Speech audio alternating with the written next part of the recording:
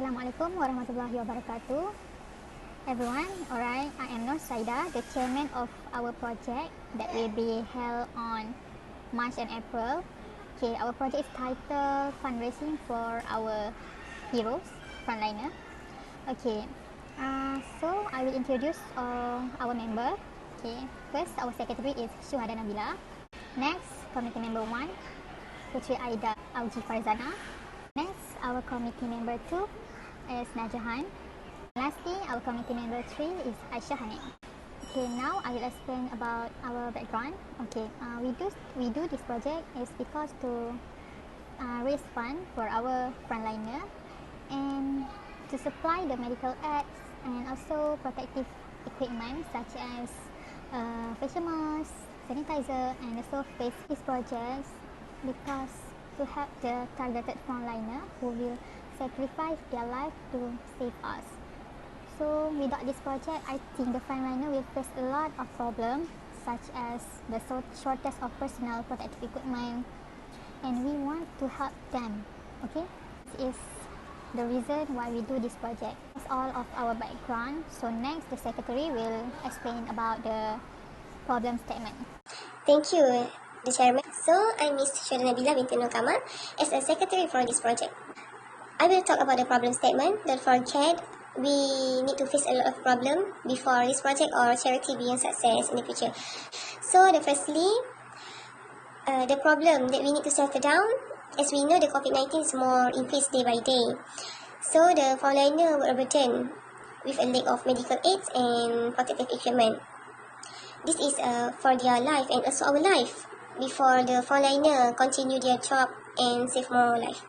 So the second problem that we need to identify, there's always been lack of volunteer to help implement tasks necessary in helping fundraising for COVID-19 frontliner. So for my idea, I think we need to take the student among the student for the volunteer for the fundraising COVID-19 frontliner. So the last problem that we need to handle, the frontliner was easily affected for COVID-19 because of the risk involved in treating an affected person or patient.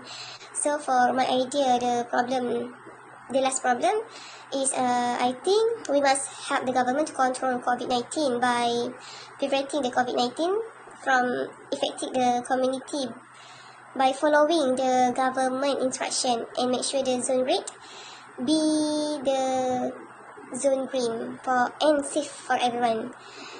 So I think we need to think and try to handle this problem. We must find a solution to get right of all the problem and all obstacle that we need to face before our success. So I will pass this to Putri Aida to talk about the project description. My name is Putri Aida Auji Farzana, and I will be describing a little bit about the program. The program's name is Fundraising for COVID-19 Frontliners. The date will be at 22nd of March until 10th of April 2020. It will be located at the Kuala Terengganu. Our target community will be medical frontliners at Hospital Sultanah Nur Zahira. There will be about 15 financial mathematics students and 15 environmental technology students from UMT that will be participating. Our collaboration will be with the district health office and the citizens of Terengganu. Our main goals and objective would be to collaborate with the sponsorship organisation to raise fund for our medical frontliners, and our next objective and goals will be to set up online advertising to increase our volunteers to participate in our program. So I think that is all for descriptions and goals and objective. Is there any questions? To Putri Aida, I have a question for you. Why we need to choose Hospital Sultanah Nur Zahira as our target premise? Thank you. Yes. We choose Hospital Sultanah Nur Zahira because it is near from UMT, so it is convenient for us to do the program. as it is near at our target location, which is at Kuala Terengganu. Okay, now I want to know more about the timeline. Who did this part? Okay, so Assalamualaikum and hello, I am Nurul Najhan Abdul Rahim. So my part is about the timeline. Okay, so I would like to discuss about the timeline of our project, which is fundraising for our frontliner. So our project will be started on 22nd of March until 10 April, which is take us 18 days to complete this project. So there will be 3 phases that we need to go through. Of course, first we need to search for our sponsorship and donator. Okay, but no worries, we have found the sponsorship for our project, which is district head officer, as mentioned by Miss Aida. We need to spread the information to increase the number of volunteers, so that there will be more people will join us. So next we will have the meeting with our sponsorship with district health officer. So I will update from time to time when we will be have the meeting. So next, after settle with the meeting with sponsorship, money will wired to our group, and for the last phase, we buy the medical equipment such as glove, protective equipment, PPE, and give them all to the frontliner at Hospital Sultan. Okay, so any of you have a question? Hey, Miss Najhan, I also have question for you. What we should to do at online advertising? Okay, to answer your question, Miss Shuhada. Okay, so for online advertising, my suggestion is we need to spread information through the social media platform. Okay, so first we need to create Facebook and Instagram. Okay, why we choose these 2 platforms? Because I think the engagement rate for these 2 platforms is higher compared to the other social media platform. Okay, so what we need to do is we need to display the video, data, infographic, chart and statistic about the COVID-19, such as news, I think. Okay, to attract more people to join us. Miss Najhan, I would like you to give a little bit of suggestion about the advertising. We can collaborate with mini influencer maybe to be a volunteer for our program. Okay, thank you, Miss Aida, for the suggestion.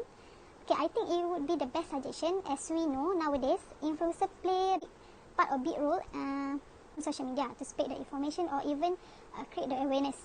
Okay, so I think with the help of the social media influencer, I strongly believe we can increase the number of volunteers to help us to do the fundraising for our frontliner.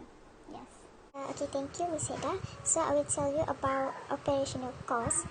We have 4 service cost category, which are medical aids and personal protective equipment, 5,750. Transport fees 100 only, marketing 50 only, shipping and handling 50 only. So the total of service cost category we have 5,950.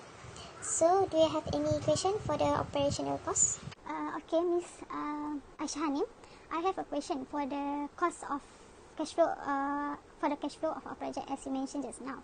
I want to know how many frontliners will get those medical equipment with that budget.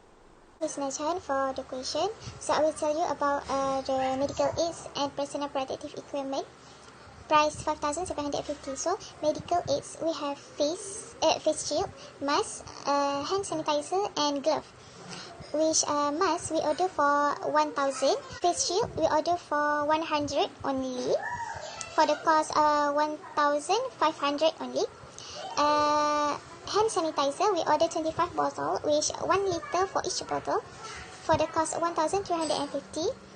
And the glove we order for 20 boxes, which cost 2,000 only. So we target for the frontliner, which only between 1,000 to 1,500 only front. Alright, Anim, do you know which company do you want to buy the supplies? Thank you, Miss Seda, for the question. So I did find a little bit search about a shop which we want the price is low or affordable for our events. So I choose the Shopee for the our charity event. For the charity event, I think that we have a good cooperation with our sponsorship. We have a volunteer that want to from ENT that want to enjoy our charity events. So I think that this charity event can give a positive vibe to other people, such as several student ENT will want to help others, to give the positive vibe to others, to engage their chances with community. So I think that this charity event will going smoothly. Okay, that's all.